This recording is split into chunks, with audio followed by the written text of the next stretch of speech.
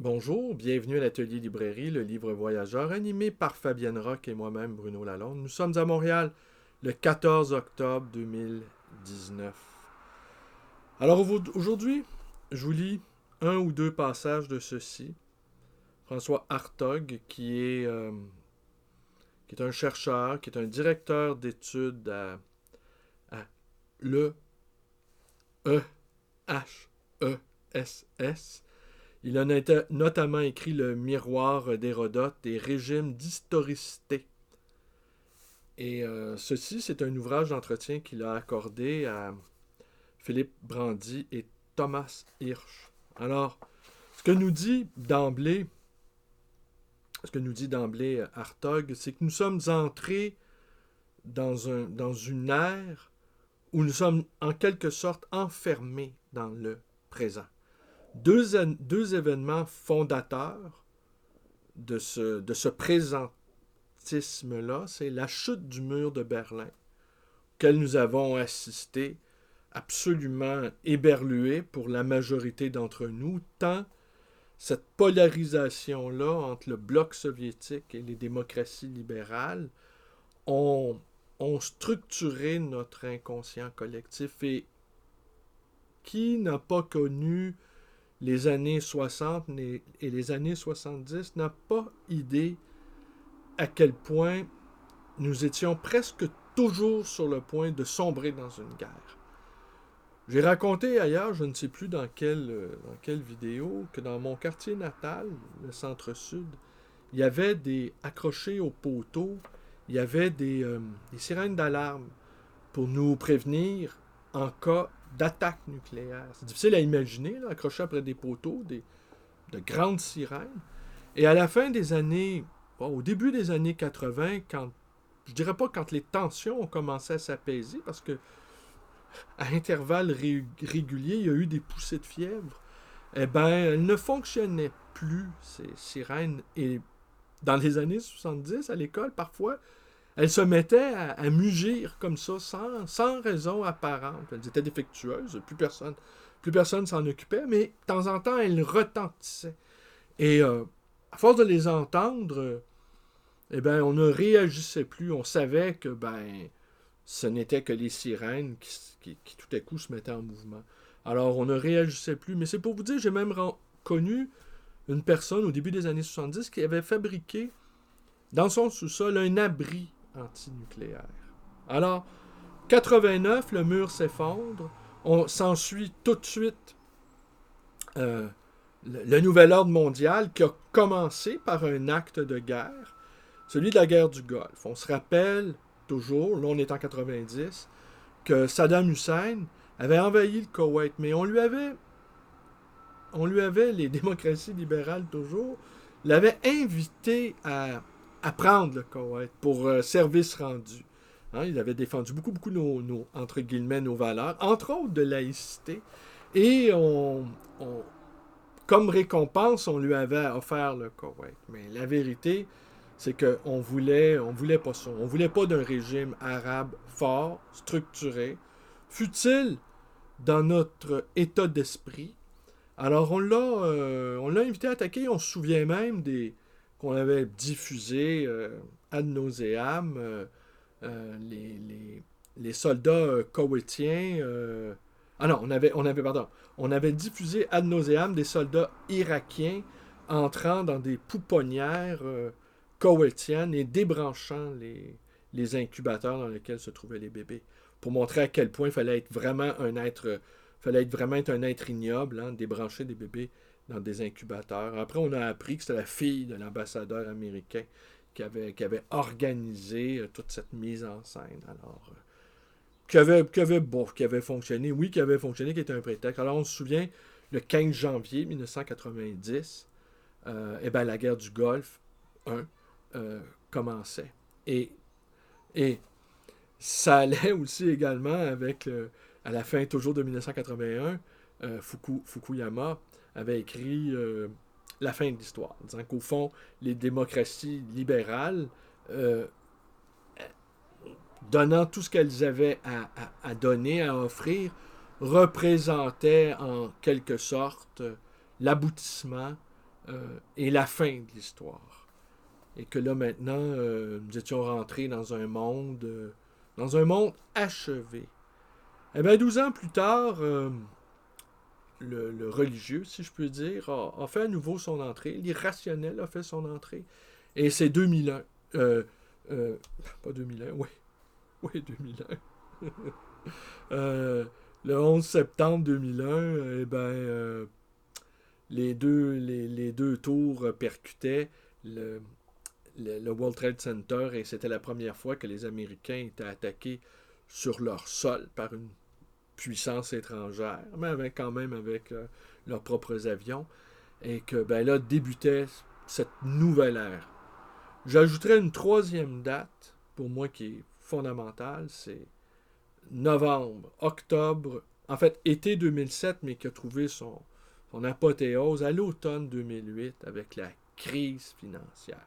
Crise dans laquelle nous sommes toujours, hein, les gens semblent oublier, mais cette crise-là, elle a été absolument épouvantable, a eu des répercussions aussi parce que les, les, euh, les spéculateurs ont jeté leur dévolu sur ce qu'on appelle les commodities, les matières premières, la nourriture. Et là, il y a eu, dans les pays arabes, entre autres, il y a eu une inflation incroyable où tout à coup, le prix de certains aliments, le pain, entre autres, s'est augmenté de telle sorte que on s'est retrouvé dans un état d'insurrection.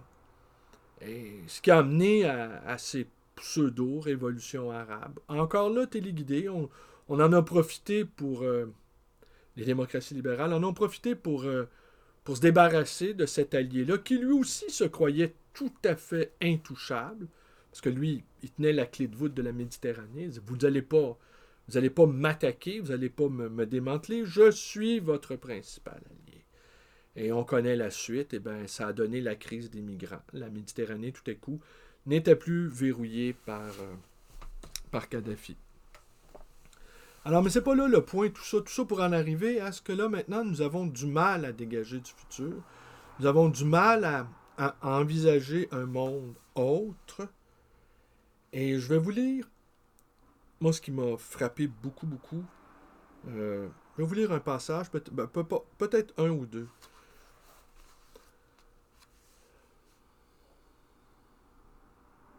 Le présentisme ne peut se définir que par différenciation par rapport au futurisme du régime moderne et au passéisme du régime ancien. Si l'ancien régime d'historicité, c'est la prédominance de la catégorie du passé, et le régime moderne, la prédominance de la catégorie du futur, alors le régime présentiste est celui où la catégorie du présent domine. Ce qui veut dire qu'en un sens, il n'y a plus que du présent, une sorte de présent perpétuel. La singularité du régime présentiste tient à ce qu'il n'y a finalement plus que du présent. Le présent ne voit rien au-delà de lui-même. Il s'agit d'un présent à la fois extrêmement tendu et continuellement remis en question, puisque nous le vivons sur le rythme de l'instant et de l'obsolescence immédiate de cet instant. Chacun le vit dans son quotidien, personnel comme professionnel. Dans ce régime-là, on ne sait plus quoi faire du passé, puisqu'on ne le voit même plus, et l'on ne sait plus quoi faire de l'avenir qu'on ne voit pas davantage. Son fonctionnement est illustré par le temps médiatique, où chaque matin, et désormais dans le flux d'Internet, où chaque instant chasse l'autre, on va chercher le passé et le futur dont on a besoin. D'un mot, le problème soulevé par ce présentisme, c'est qu'on ne sait plus comment articuler passé, présent et futur.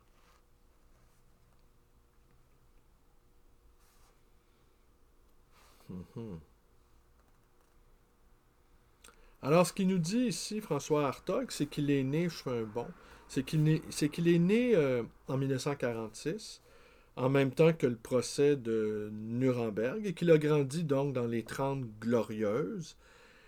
Et il y avait encore la possibilité de fabriquer du futur. Et on pouvait encore lire les signes du présent, ce qui serait un peu ce que je crois comprendre la fonction du prophétisme. C'est non pas d'annoncer le futur, mais d'être capable de lire ce qui se passe au présent.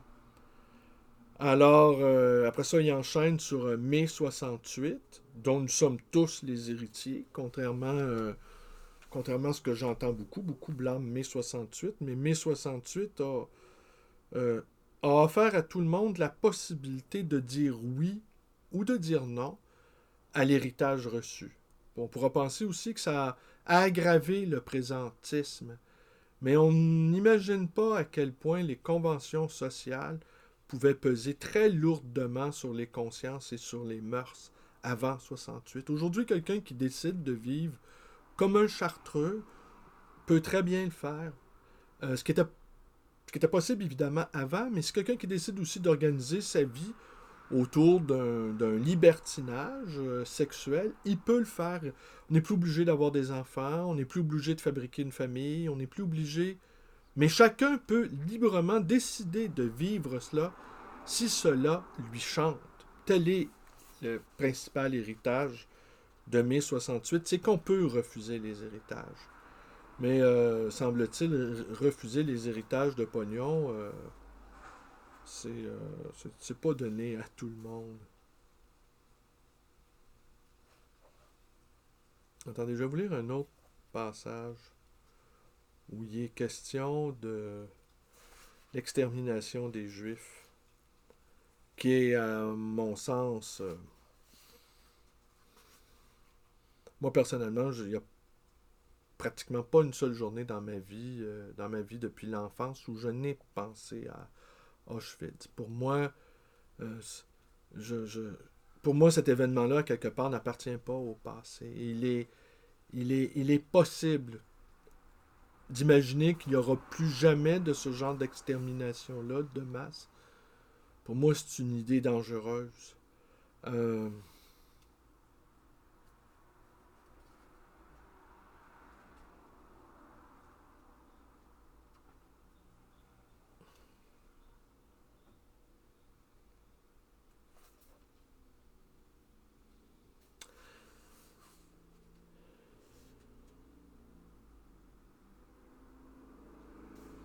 la notion de présentisme a suscité un vif intérêt, mais a aussi rencontré un certain nombre de critiques. En particulier, d'aucuns vous ont reproché une certaine nostalgie du régime moderne qui expliquerait votre condamnation du présentisme. Que pensez-vous de cette lecture morale ou politique de vos travaux? Sur de telles appréciations, je ne peux rien sinon suggérer qu'elles se fondent sur un malentendu. Je n'ai aucune nostalgie du régime moderne d'historicité, mais je n'ai pas non plus de désir particulier de célébrer le présentisme. Peu importe mon opinion. Ce que je constate en revanche, et c'est beaucoup plus intéressant, est que pour beaucoup de gens, le monde présentiste n'est pas le meilleur des mondes. Il y a des insatisfactions à l'égard de cette manière de faire avec le temps qui est plus subie que choisie. Le bien-vivre, pour reprendre l'expression d'Aristote, est-il au programme? La vie en cité est faite pour le bien-vivre. Est-ce que la vie dans un monde présentiste conduit vers le bien-vivre? Telle est, au fond, la seule question importante.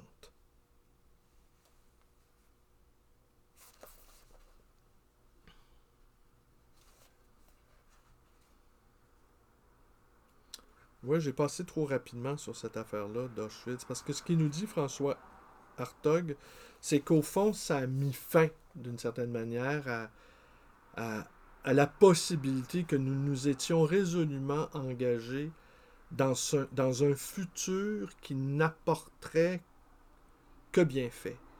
Que là, il y a eu une cassure, que tout à coup, cette notion-là de progrès, que nous allions, euh, en améliorant sans cesse notre condition, eh bien, tout à coup, cette, cette notion-là de progrès est allée se casser sur, est allée s'écraser sur les barbelés des camps.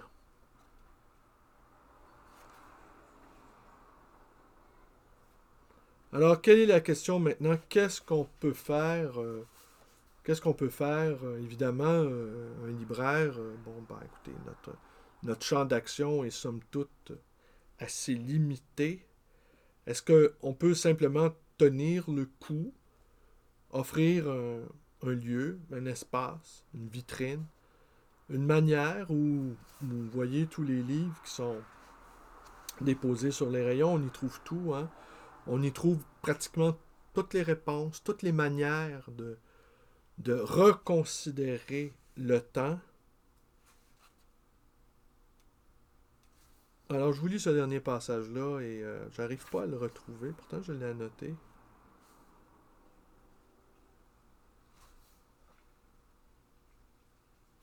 Alors, écoutez, je vais conclure là-dessus. La mémoire de l'extermination des Juifs est souvent présentée comme une cause directe de la transformation de notre rapport au temps. Quelle place cette question occupe-t-elle dans votre travail? On touche là à un élément fondamental pour comprendre ce qui s'est opéré dans notre rapport au temps. La prise de conscience de ce qu'a pu représenter l'extermination voulue et organisée de 6 millions de personnes et tout ce que le déploiement d'un tel crime a impliqué de proche en proche jusqu'aux décisions individuelles les plus minuscules, voir, ne pas voir, faire comme si on ne voyait pas, etc., a laissé béante la question de l'humanité de l'homme. La montée des interrogations a été telle que l'idée même d'un temps foncièrement progressif, tourné vers l'avenir, s'est peu à peu vidée de son sens. Les survivants ont navigué douloureusement entre oubli et oubli impossible.